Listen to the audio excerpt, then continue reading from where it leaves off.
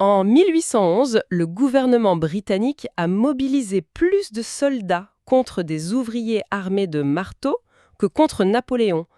Quand on lit ça, on se dit que c'est complètement fou. C'est une image saisissante. Oui. Et ces ouvriers, c'étaient les Luddites.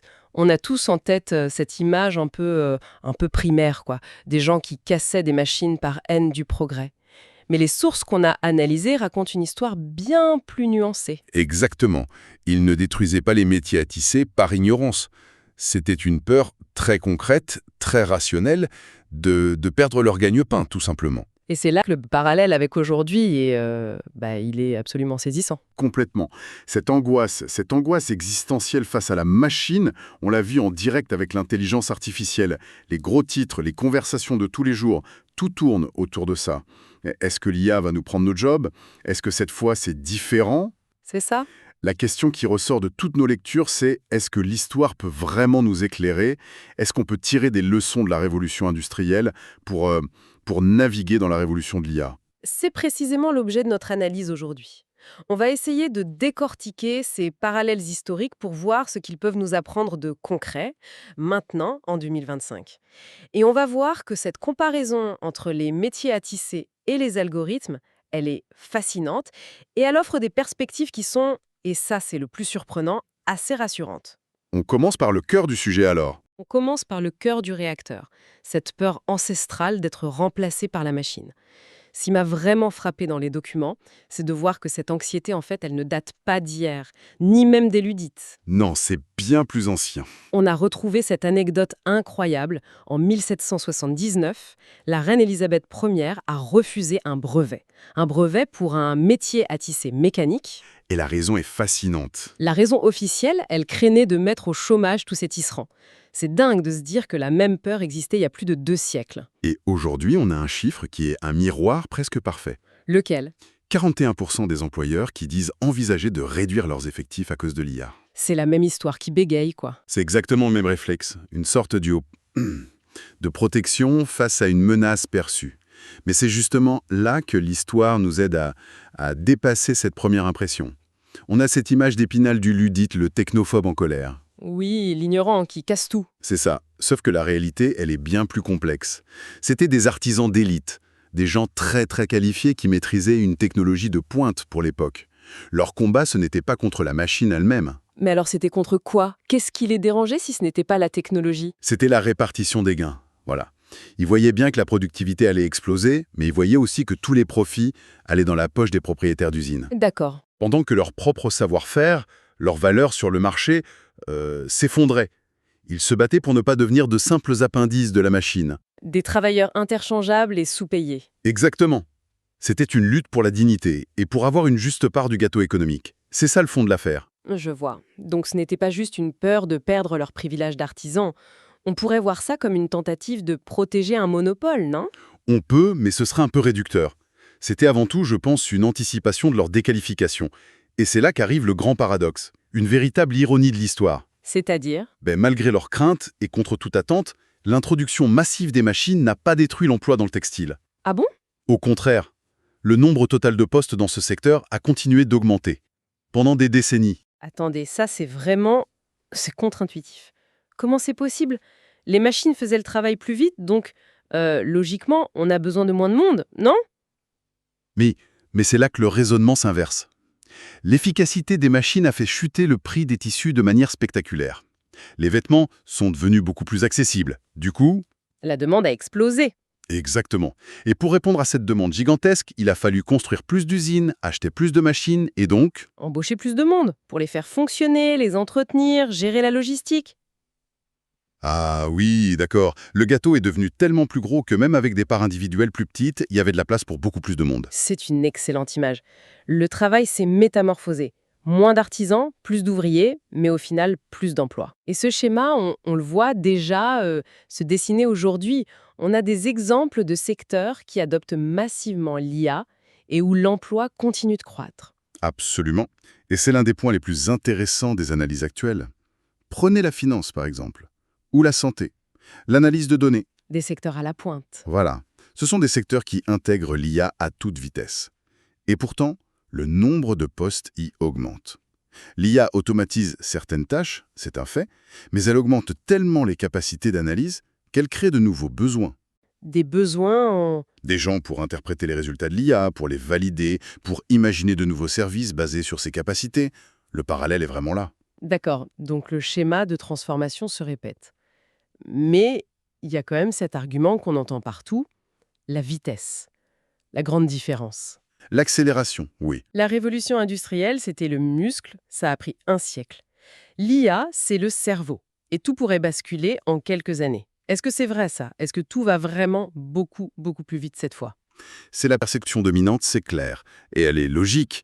L'information est instantanée, les progrès des modèles d'IA sont fulgurants, on a l'impression d'être au pied d'un tsunami. C'est ça l'image, un tsunami. Pourtant, quand on regarde les données d'impact sur le marché du travail, la réalité est plus nuancée.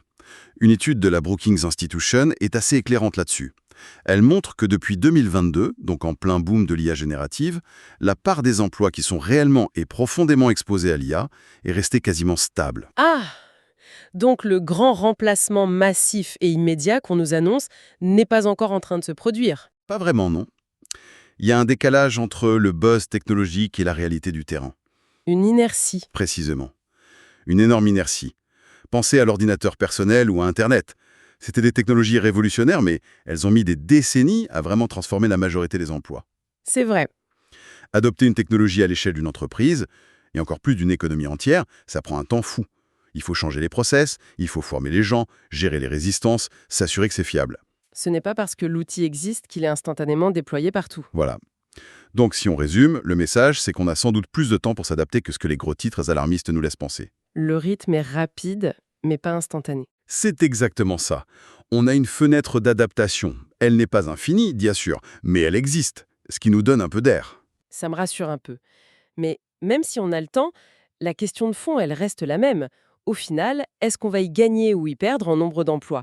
Les calculs penchent de quel côté? C'est la question à 1 million. Et là-dessus, les projections du Forum économique mondial donnent un ordre de grandeur intéressant. Le chiffre qui fait peur, d'abord, ils estiment que l'IA pourrait déplacer environ 92 millions d'emplois d'ici 2030. 92 millions, c'est colossal. C'est colossal.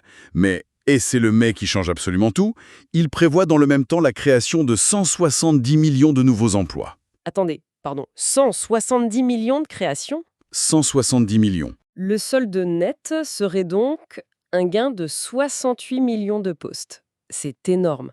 On est très loin de l'apocalypse de l'emploi qu'on nous décrit. Très très loin. Et ce phénomène de destruction créatrice, comme l'appelait l'économiste Schumpeter, c'est un classique de l'histoire économique. L'exemple le plus parlant, c'est l'agriculture. Ah oui. En un siècle, la mécanisation a anéanti près de 90% des emplois agricoles aux États-Unis. Une véritable hécatombe.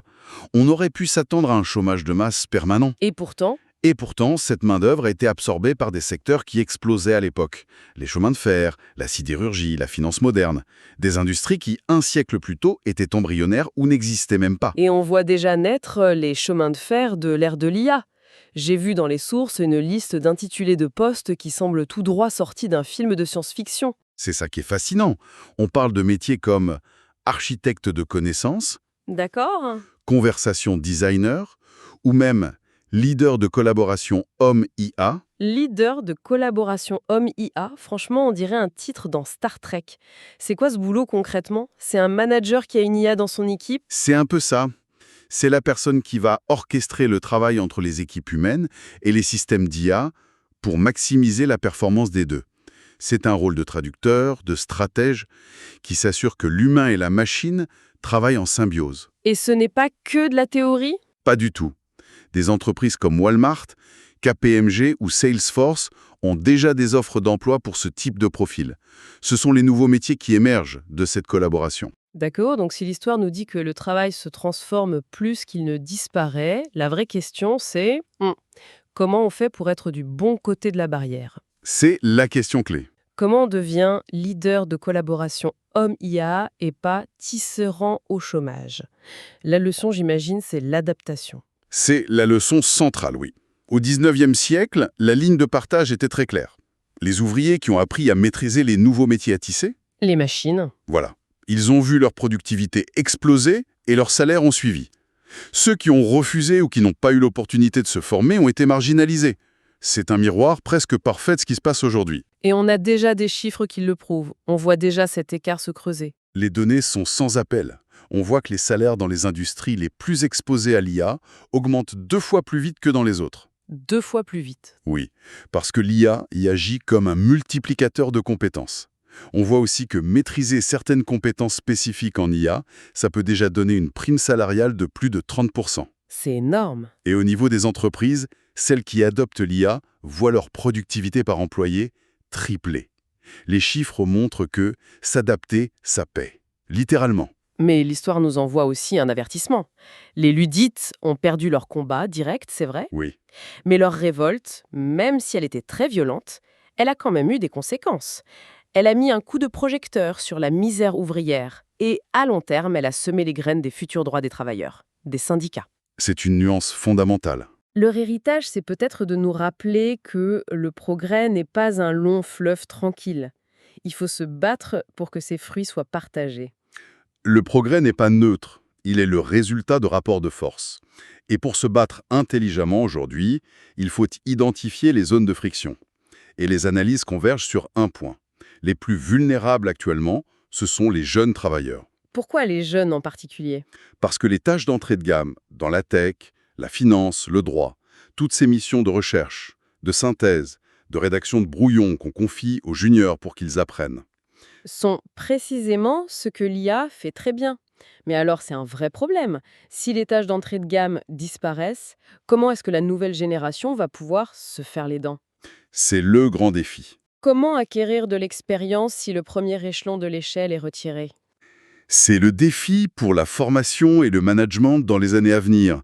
La réponse n'est pas simple, mais elle passe sûrement par un changement de paradigme. Au lieu de commencer par des tâches d'exécution, les juniors devront peut-être apprendre d'emblée à piloter l'IA, à vérifier son travail, à lui poser les bonnes questions. L'apprentissage se ferait plus sur la supervision et la stratégie que sur la production brute. C'est un vrai basculement. C'est un changement culturel énorme.